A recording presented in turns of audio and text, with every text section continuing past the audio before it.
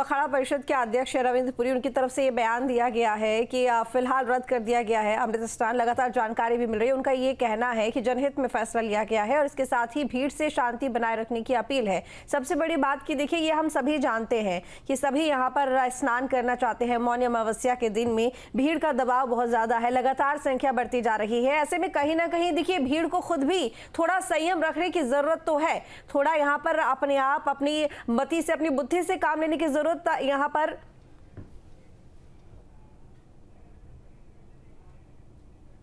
तो बता दें आपको कि महाकुंभ में लगातार भगदड़ जो मची, उसके बाद से स्थिति सामान्य बनी हुई है। अविनाश, लौटेंगे आपके पास में।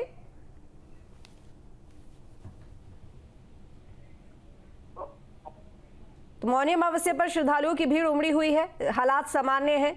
और वहीं बात की जाए अमृत स्नान की, तो फिलहाल रद्द कर दिया गया है। तो बता दें कि हमारे साथ में अखाड़ा परिषद के अध्यक्ष रविंद्र पुरी जी जुड़ गए हैं। स्वागत है सर आपका न्यूज स्टेट पर। जी देखिए, फैसला लिया गया है जनहित में कि यहाँ पर अमृत स्नान जो है वो रद्द कर दिया गया है और उसका जो समय है वो बदला जाएगा। बिल्कुल, आपने देखा होगा जब सुबह हमको ज्ञात हुआ कि हम भी जितने भी हमारे अखाड़े हैं सभी के महामंडलेश्वर रसूलदेव विराजमान थे और हमारे जितने भी नागरिक संत सभी पूज करने को तैयार थे, सभी फसल लेकर के स्नान के लिए जा रहे थे। जब हमें ज्ञात हुआ कुछ अप्रिय घटना घटी है तो हमने जनहित को देखते हुए ये निर्णय लिया कि हम स्नान नहीं करेंगे, हम बसंत पंचमी का स्नान करेंगे। और जितने भी, क्योंकि आपने देखा होगा इस समय प्रयागराज में जितने भी श्रद्धालु है, करीबन 12 करोड़ से ऊपर श्रद्धालु प्रयागराज में आ चुका है। आपने देखा होगा पूर्व पश्चिम उत्तर दक्षिण चारों दिशाओं के यात्री इस समय प्रयागराज में है, देश विदेश से यात्री प्रयागराज में है। इसलिए जनहित में हमें काम करना, हम अखाड़े हैं, हम सनातन की रक्षा के लिए अखाड़े बने हुए हैं। इसलिए हमने निर्णय दिया है कि आज हम स्नान नहीं करेंगे, बसंत पंचमी से हम स्नान करेंगे। ठीक है सर, एक सवाल और यहाँ पर ये कि क्या इससे पहले भी 2013 की बात करें तब भी महाकुंभ में भगदड़ मची थी, इससे पहले भी लगातार महाकुंभ होते आ रहे हैं, क्या ऐसा मौका पहले भी कभी पड़ा है जो स्नान रद्द करना पड़ा हो? नहीं, मैं समझता हूँ जो इतना बड़ा क्राउड हमको हमने भी इतने साल हो गए महाकुंभ कराते हुए, हमने उज्जैन, नासिक, त्रंबक आदि का महाकुंभ देखा है और हरिद्वार के महाकुंभ हमने देखे हैं और यहाँ प्रयागराज के हमने कई महाकुंभ हमने कराए हैं। लेकिन इतनी बड़ी संख्या में, इतने बड़े हजूम, इतना बड़ा क्राउड हमने फर्स्ट टाइम देखा है कि जो आज प्रयागराज में है। हमने इससे पहले कभी भी दक्षिण भारत के श्रद्धालु प्रयागराज में नहीं देखे और मेरा यही कहना है, इसमें पूरा भारत, पूरा विश्व जो है प्रयागराज में है। अगर आप घाटों पे देखेंगे कहीं चलने की जगह नहीं है, मेला क्षेत्र में देखेंगे चलने की जगह नहीं है। और हमने देखा पूरी रात हमारे जितने भी श्रद्धालु शरणार्थी यहाँ पे थे, पूरी रात खड़े खड़े उन्होंने गुजारी है। तो मैं समझता इतने बड़े क्राउड को कंट्रोल करना बहुत बड़ी बात है। इसीलिए जो भी कुछ हुआ इसके लिए हम सब का दायित्व बनता है, हम सब इसमें एक हो जाएं और सब एक दूसरे का सहयोग करें, यही हमारा प्रयास रहे। सर, यानी कि ये माने कि आज स्नान नहीं होगा, आप जैसे कि बता रहे हैं बसंत पंचमी के दिन अब यहाँ पर अमृत स्नान किया जाएगा। बिल्कुल, आपने ठीक कहा। अभी आज हमारा मौनी अमावस्या का स्नान था, अब ये रद्द हो चुका है। अब अगला स्नान हमारा बसंत पंचमी का स्नान होगा।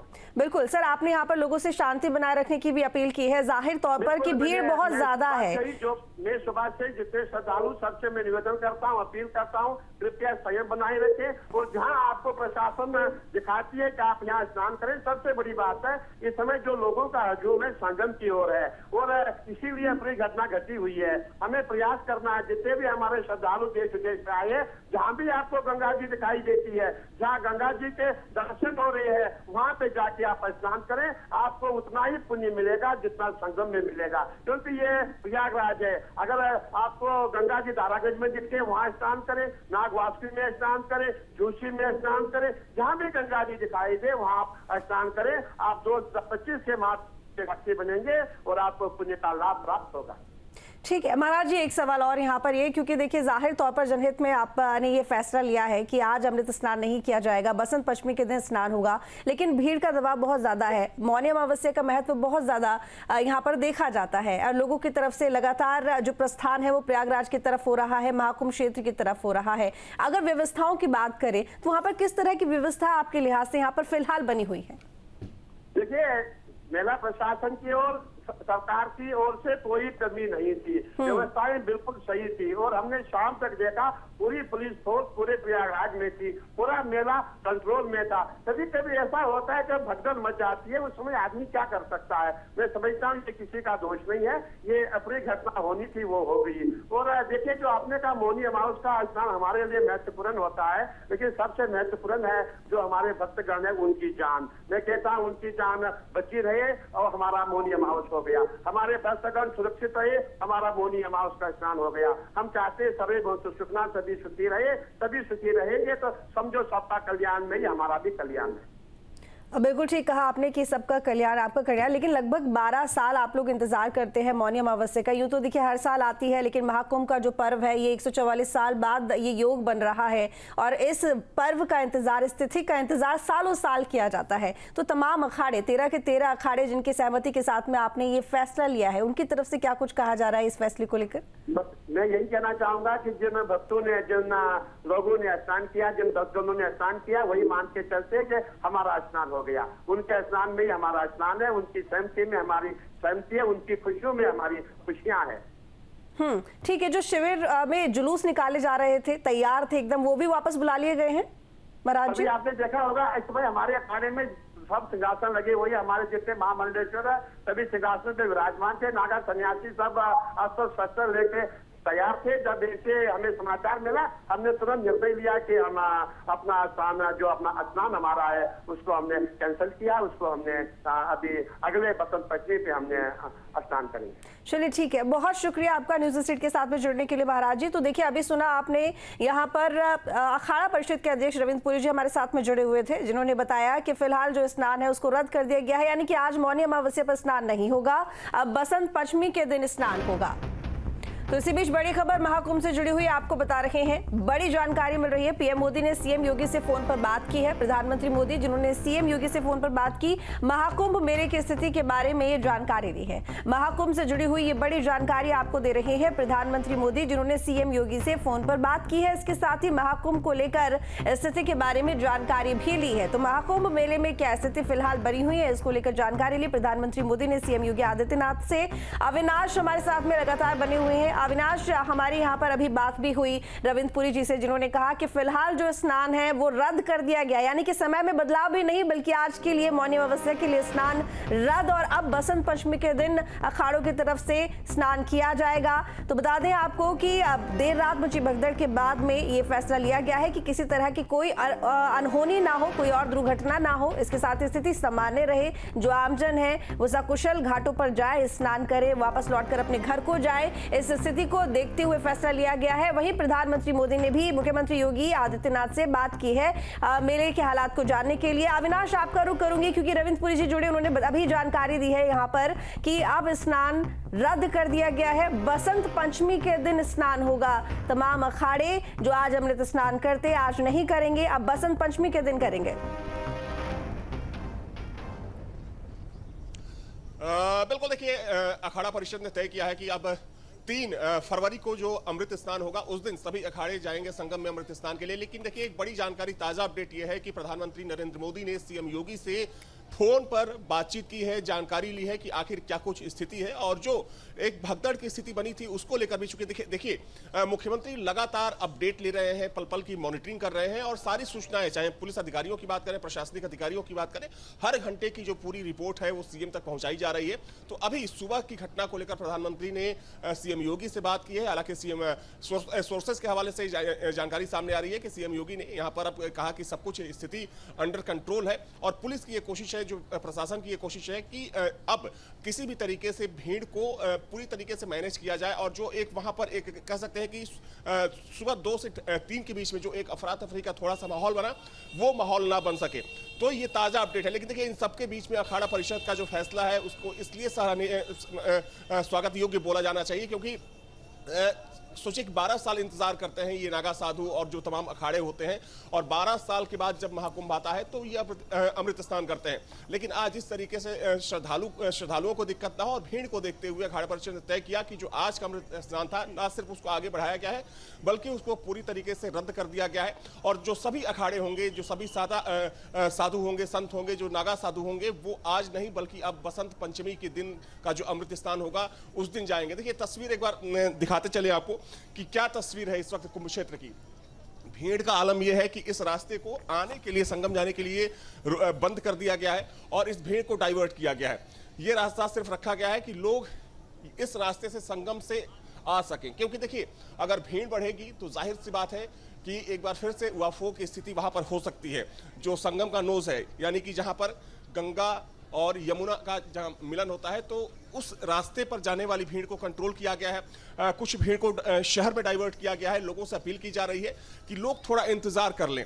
साथ ही में लोगों से लगातार बोला जा रहा है कि आप लोग चलते रहिए, एक जगह खड़ा ना हो, क्योंकि अगर एक जगह आप खड़े होते हैं तो जाहिर सी बात है कि वहां पर जाम की स्थिति होगी, भक्त की स्थिति हो सकती है।